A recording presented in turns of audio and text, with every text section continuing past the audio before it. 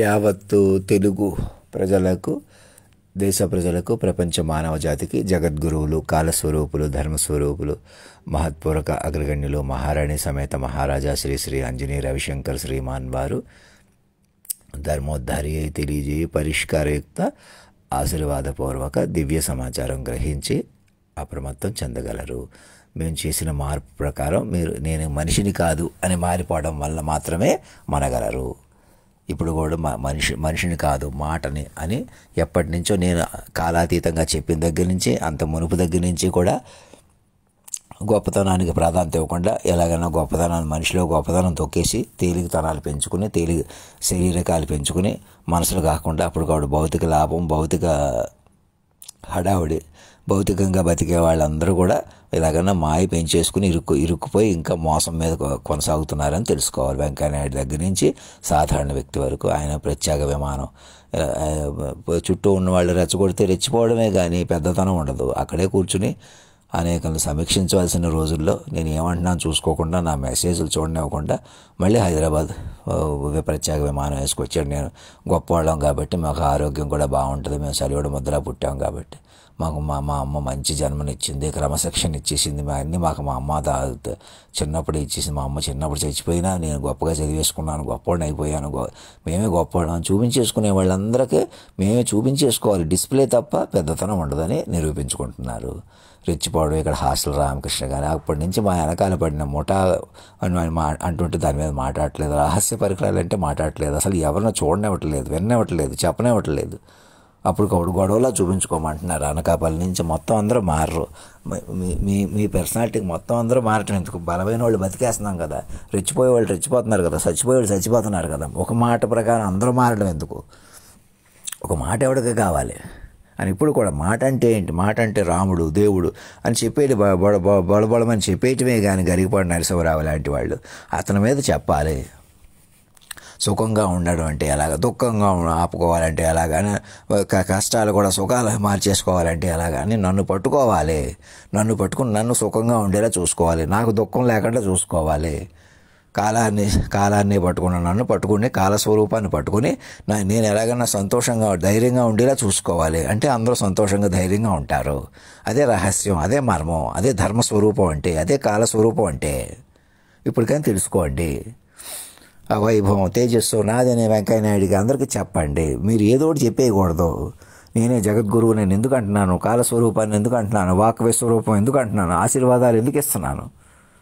అంతేగాని ఆశీర్వాదం జగద్గురువు అంట, ఆశీర్వాదాలు ఇస్తాడంట, తమా చేసేయండి అని ఎవరో ఒకటి రెచ్చిపోతుంటే ఏదో ఒకటి చేసేస్తుంటే మీరు దేశాధ్యక్షుడు కానీ ఉపాధ్యక్షుడు కానీ కంట్రోల్ చేయలేరు. మీరు విమానాలు వేసి తిరుగుతారు. సార్వభౌమత్వం మీ దగ్గర లేదు, రక్షణ మీ దగ్గర లేదు. ఉషాపతి ఉడత దగ్గరే ఉన్నారంటే, మీరే పెట్టకథలు చెప్పేసుకుని మీరే ఫీల్ అయిపోతున్నారంటే ఎంత అజ్ఞానంలో ఉన్నారో చూసుకోండి. గంటన్నరలో 10-15 సంవత్సరాల కాలాన్ని శాసించడం అంటున్నాడు. మీరు విన్నవాళ్ళు కానీ మీరు కానీ అక్కడే సాక్షులు అక్కడే ఉంటున్నారు. కమ్యూనికేషన్ వ్యవస్థ ఉండగా, చక్కటి కమ్యూనికేషన్ వ్యవస్థ ఉండగా మనిషి కొద్దీ తమాషా చేయమన్నారు, మనుషులు కొద్దీ రెచ్చిపోమన్నారు అని మధ్యలో ఎవరు గైడ్ చేస్తుంటే నడుస్తున్నారు. ఆలోచించుకోండి. ఇప్పుడు కూడా ఇంక మీరు మనుషుల కొద్దీ అలాగే ఉంటుంది, అజ్ఞానం అలాగే ఉంటుంది. మీరు మనుషులు కాదు, మనసులుగా మారాలి. అప్పుడే భగవంతుడితో కనెక్టివిటీ వస్తుంది, సర్వాంతర్యామితో కనెక్టివిటీ వస్తుంది. ఉన్న పడంగా మీరు ప్రతి ఒక్కరిని మనసుగా మార్చాలి. మనుషులుగా మీరు మనలేరు. చిన్నోళ్ళు కానీ పెద్దోళ్ళు కానీ. చిన్నోళ్ళు ఏదో రెచ్చిపోవటం, పెద్దోళ్ళు మీరే పెద్దోళ్ళకి షో వర్కే కానీ మీరు ఏమి చేయలేరని, మిమ్మల్ని మీరు కాపాడుకోలేరని, మీరు వెలిగిపోతుంటే మీ వెనకాల పోయి ఏడ్ చేస్తున్నట్టుగా చూపించుకుంటారే తప్ప అసలు మీ వెలుగే మృతమని తెలుసుకోలేకపోతున్నారు. మీరు ఏదో వెలిగిపోవడం వల్ల ఏమవుతుంది, ఎవరో ఒకరు ఏదో ఒకటి రెచ్చిపోవటం, మనుషులు ఏదో ఒకటి చేసేయటం, నా మనుషుల కొద్దీ ఇంకొకరిని కొద్దీ అనేకులను మోసం చేసుకుంటూ, రాజకీయంగా సామాజికంగా దెబ్బ కొట్టుకుంటూ అప్పటికప్పుడు సుఖపడిపోవాలి, అప్పటికప్పుడు ఆనందం చేయాలి, అప్పటికప్పుడు ఆర్థికంగా ఉండాలి. ఆనందం అంటే అప్పటికప్పుడు నవ్వాలి, నవ్వుతూ ఉండాలి అప్పటికప్పుడు అని అనుకోవడమే కానీ ఒక మాటను అనుసరించాలి, ఒక పెద్దతనాన్ని అనుసరించాలి అని మీకు తెలియకపోవడమే, మీరే పెద్దోళ్ళు అనుకోవడమే. ఇప్పటికని తెలుసుకోండి. ఈ ప్రపంచమే, జాతీయ జెండాయే నేను, జాతీయ గీతమే నేను, అందులో భావాన్ని నేను, చైతన్యాన్ని నేను, ప్రతి అణువుని నేను.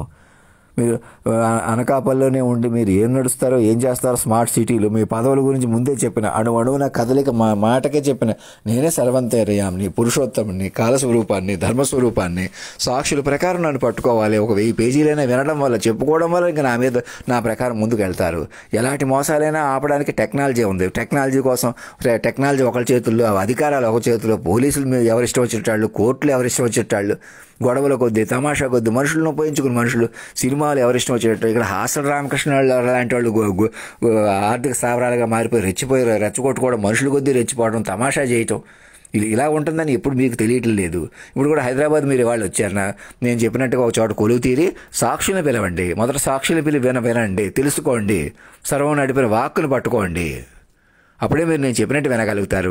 హాసల రామకృష్ణ అందరూ సహకరించి సాక్షులు ముందుకొచ్చి ఎక్కడోళ్ళు అక్కడ మీరే మోసాలు చేసి మీరే పెద్ద మనుషుల్లో చాలామంది అయిపోవటం, మీరే దౌర్జన్యం చేసి ఒకరి చేత చేయించి మనుషుల కొద్దీ రెచ్చిపోవటం, మనుషుల కొద్దీ తమాషా చేసి నన్ను మనిషిగా చూసుకోవటం, మీరు మనుషులుగా కొనసాగడం చేయలేమని, మనిషి అంటే మనిషిని చంపేసుకుంటారని ఎందుకంటున్నాను ఇప్పటికైనా తెలుసుకోండి. మనుషులు ఎవరు లేరు, మనిషి అంటే మాట అని రావాలి. అప్పుడే మీరు మనగలరు. మేము అలా కాదు, మేము మనుషులుగా ఏదో చేసేస్తాం, మేమే మనుషులుగా వెలిగిపోతాం, మేమే మనుషులుగా బతికేస్తాం, అవసరమైతే మనుషులుగా చంపేస్తాం, మనుషులుగా బతకనిస్తాం. ఎవరు చేయలేరు అలాగా. మీరు మాట వైపు రావాలి, మాట పట్టుకోవాలి. సర్వాంతర్యామిని వాక్ విశ్వరూపాన్ని నేను ఎందుకు అలా అంటున్నాను, ఎందుకు అలా మెసేజ్ పెడుతున్నాను, మెసేజ్ చూడనివ్వకుండా విననివ్వకుండా ఎప్పటి నుంచో మోసాలు చేసుకుంటూ తమాషా చేసుకుంటూ నా గొడవలాగా, మీ గొడవలాగా, కొందరు గొడవలాగా, అనేకుల గొడవలాగా మొదట నీవు ఒక్కడి గురించి ఎందుకు, నువ్వుకెందుకు అని అదే వ్యక్తులు అవార్డులు పొందటం, బెస్ట్ అవార్డు 4 సంవత్సరాల నుంచి పొందుతున్నాను నేను అని మురళీకృష్ణ లాంటి వాళ్ళు గొప్పలు పోవటం, తమాషా చేసుకుంటూ కూర్చోవటం, నవ్వులాటలు, చెలగాటాలు.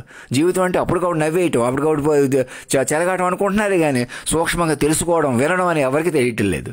తపస్సుగా, యోగంగా బతకటం అని.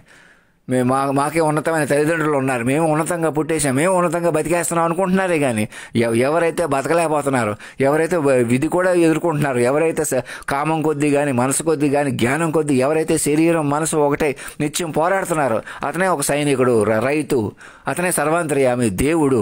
అతన్ని బతకనిస్తేనే మీరు బతకగలుగుతారు. మీరు బతికేయటం కాదు, బతకనివ్వాలి. ఎవరైతే తాను బతకడానికి బతికిస్తున్నాడో వాడే పెద్దవాడు, వాడే దేవుడు, సర్వాంతర్యామి. ఇప్పుడు మానవ రూపంలో ఉన్నాడు, పట్టుకోండి. ఇంకా ఆషామాషి వదిలేసేయండి. ఇంకా వివరాలు పొందండి.